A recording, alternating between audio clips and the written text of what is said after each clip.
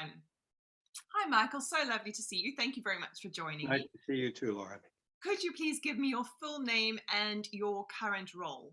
Well, name is Michael Gottlieb. I don't know if it's easy to give you a current role. I've done the entrepreneur bit most of my life. I now lead what's called fashionably a portfolio life, which means I do a number of things for different companies in different capacities. So I'm chairman of two companies in the hospitality sector. I'm a consultant to one in the care sector that do care homes. We're developing a restaurant in Georgia, Batumi, Georgia, not American Georgia, for Marriott hotels. Plus, I have a little restaurant pub operation that I run in Knightsbridge called the Enterprise. So it's really a mixed role, very enviable role, but bits and pieces. But I don't own any businesses outright myself anymore. I've sold those. Very happy to help other people. Fabulous.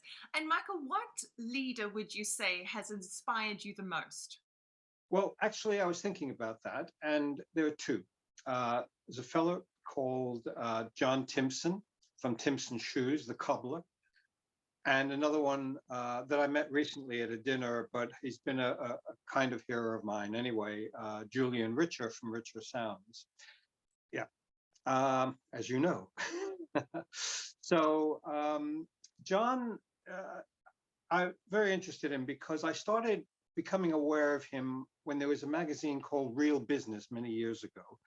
And he used to write a column every month, just as I did for the Caterer and Hotel Keeper. And it was quite interesting how our thoughts often coalesce. I'd never met John Timpson, but he looked at business in a very simple way. So, instead of looking and relying on forecasts and spreadsheets and so on, he'd say very simply, there's nothing like looking at your bank balance every day, tell you how your business is doing. He would also, it's very important for him to do the right thing for his employees and also to look outside the business to help the wider community. And he's quite famous for employing prisoners or ex-prisoners, that is to say, not prisoners anymore. Obviously, they vet them and so forth. And you think it's a bit weird to be a cobbler and a key cutter and allow prisoners to learn how to cut keys and become locksmiths.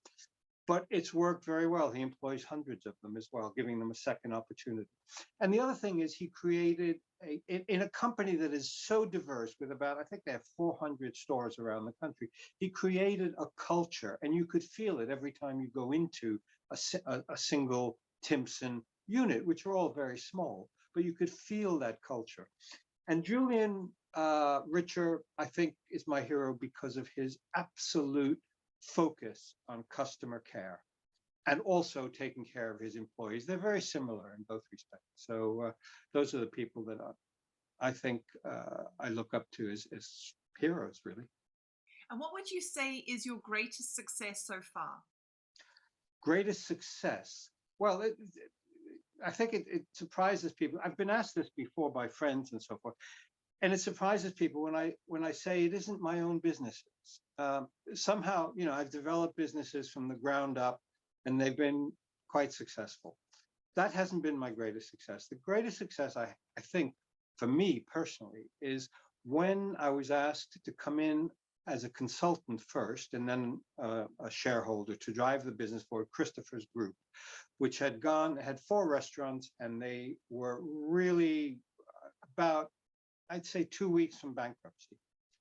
And they had the worst reputation imaginable. And I took it on. A week later, I came home and said to my wife, this is impossible. I can't do this job. There's too much. I just don't know how I could do anything for this business. And she effectively kicked me out of the house. And she said, you like this all the time. Just get out there and do it. Anyway, I did. 18 months later, I don't know how I did it other than going back to basics. But 18 months later, it was hugely profitable and we sold it profitably. And it was the hardest. I've worked harder at that than I did in my own businesses. It was 80-hour weeks. The only thing I didn't give up is golf practice. I didn't have time to play a whole round, and my daily sort of hours workout a day. But I had to give everything else up, reading newspapers and so forth.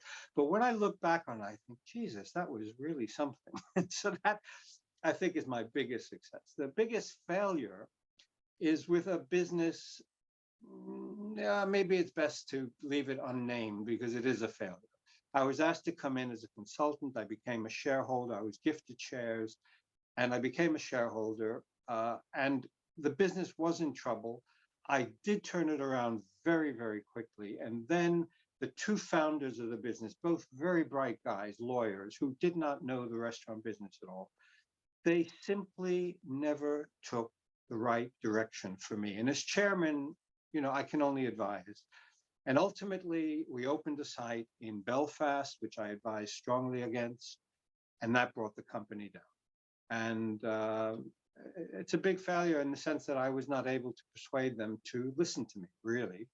And it gives me no pleasure to look back with hindsight and say, hey, guys, I was right, because you're now, out of business. And it was a very successful and profitable business after I got my hands on it. And then sadly, it went belly up. And Bad. sorry, could you It's tell all right. me a story about an incident or an event that really influenced you as a leader or as a professional?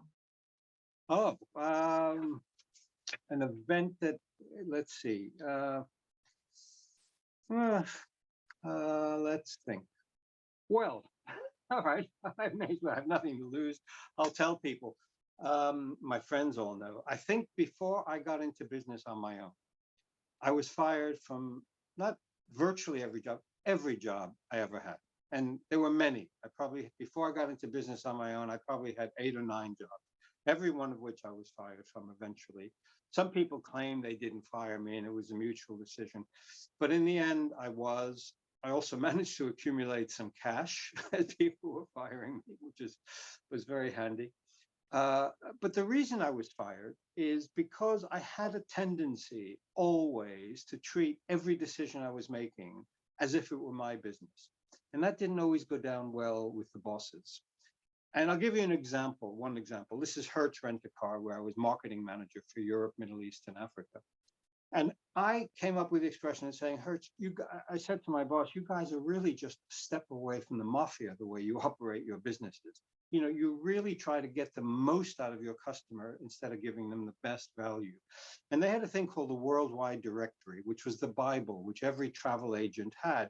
And it had coded things of how to get the most from customers. So if a customer from this type of customer came in, you charged him this. If it was another kind of, I took that directory and at great cost, I didn't tell my bosses. I completely revived it and distributed it.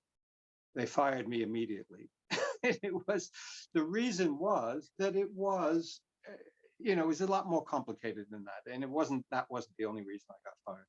But I wanted to change the culture of that. It was embarrassing with Hertz because, as I say, their attitude was get the most out of customer, don't give them the best value, get the most that you can and cheat them effectively.